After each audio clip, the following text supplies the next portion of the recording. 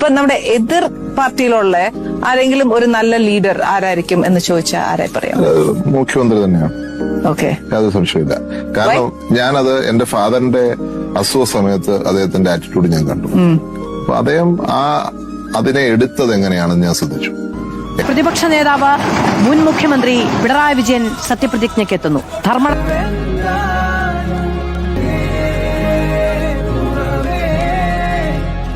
സതീശനല്ല പിണറായി വിജയൻ, അത് മനസ്സിലായിക്കൊള്ളണം.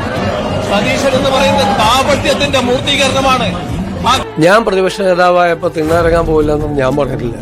ഇന്ന് എവിടെന്നെങ്കിലും എടുത്ത് കോട്ട് ചെയ്ത് കാണിച്ചു. എപ്പോഴും പോകാറുണ്ടല്ലോ, എല്ലാ സ്ഥലങ്ങളിലും പോകാറുണ്ടല്ലോ. കണ്ടവന്റെ ഒന്നും പുറകെ പോകില്ല.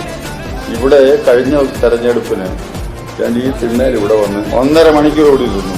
തിണ്ണ നിറങ്ങാൻ UDF പോകില്ല. എന്നിട്ടാണ് അങ്ങോട്ട് ഇറങ്ങിയിട്ട് തിണ്ണ ഇറങ്ങരുതെന്ന് പറയാൻ. കാപട്യത്തിന്റെ മൂർത്തീകരണമല്ല ഞാൻ ഈ നാടിന്റെ മുന്നിൽ എപ്പോഴും നിന്നിട്ടുണ്ട്. എല്ലാ ഘട്ടത്തിലും കാര്യങ്ങൾ പറഞ്ഞിട്ടുണ്ട്. അത് ആ രീതിയിൽ തന്നെ പോവുകയും ചെയ്യും. ഈ കൈകൾ ശുദ്ധമാണ് പറയുന്നത് ശുദ്ധമായതുകൊണ്ടാണ്, വെറുതെ പറയുന്നതല്ല. വാക്കാണല്ലോ പ്രധാനം. PSCയുമായി ബന്ധപ്പെട്ട റാങ്ക് ലിസ്റ്റുകളുടെ കാലാവധി ഇപ്പോൾ അവസാനിക്കുന്നതും 2026 ഓഗസ്റ്റ് 31-നകം കാലാവധി അവസാനിപ്പിക്കുന്നതുമായ എല്ലാ റാങ്ക് പട്ടികകളുടെയും കാലാവധി നവംബർ 30 വരെ ദീർഘിപ്പിക്കുന്നതിന് PSCക്ക് ശുപാർശ ചെയ്യാൻ തീരുമാനിച്ചു. വാക്കാണല്ലോ പ്രധാനം. വാക്കേ.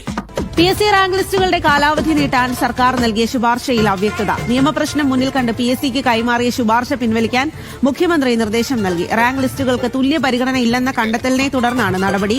വാക്കാണല്ലോ പ്രധാനം. വെറും വാഗ്ദാനം കിട്ടുകയില്ല. അതുകൂടെ മനസ്സിലായില്ലേ? വരും. കാർട്ടൂണാണ് മുഖ്യമന്ത്രി ഇരിക്കുന്ന ഇതാ മറ്റേ എംപ്ലോയിന്റെ പോക്കറ്റിൽ കൈയിട്ടിരിക്കുകയാണ്. ഉണ്ടടാ, നിന്റെ പത്രം നോക്കടാ. ഇതാ നോക്ക്, നിന്റെ മാധ്യമം നോക്ക്. കേരള രാഷ്ട്രീയത്തിലെ ഇതിഹാസ നേതാവ്, കമ്മ്യൂണിസ്റ്റ് പ്രസ്ഥാനത്തിന്റെ അചഞ്ചലമായ ശബ്ദം, ജനങ്ങളുടെ പ്രിയപ്പെട്ട ഇ കെ നായനാർ. അല്ല, നായനാറാ? വെറുതെ വിളിച്ചതാ. അത് വെറുതെ വിളിച്ചാ?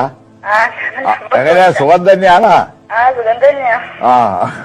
ശരി, ആയിക്കോട്ടെ. സുഖം തന്നെയല്ലേ? എനിക്ക് സുഖമില്ല, ഞാൻ മരുന്നൊക്കെ കഴിച്ച് ജീവിക്കുകയാണ്.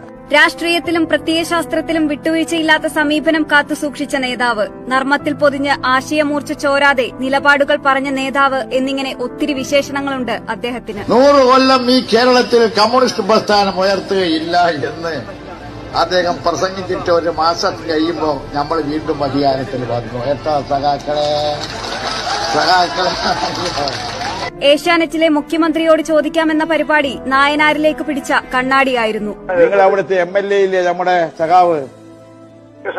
അല്ല, കൃഷ്ണനായരല്ലല്ലോ, ചെറുവത്തൂർ MLA സതീശനല്ലേ? നിനക്ക് ഇതൊന്നും അറിയില്ല. നീ നാട്ടുകാരനെല്ലാം തോന്നുന്നുണ്ട്.